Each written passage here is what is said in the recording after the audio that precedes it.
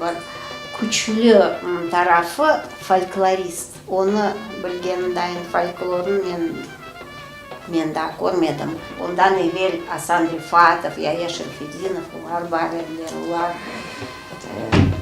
темелден біледілер біздің халық ерларын, халық музыканы.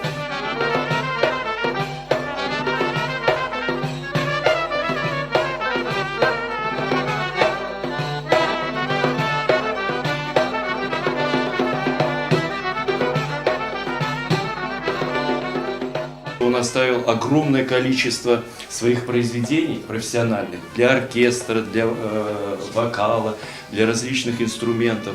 Писал музыку для театра и так далее. Это все у нас сохранено в нашей библиотеке, тоже существует его архив. Его замечательная дочка Гульнара Бахшиш, она оставила архив, его в нашу библиотеку КИПУ, где он находится. И мы пользуемся тем, что имеем возможность прикоснуться к его рукописям, к его произведениям, к его книгам.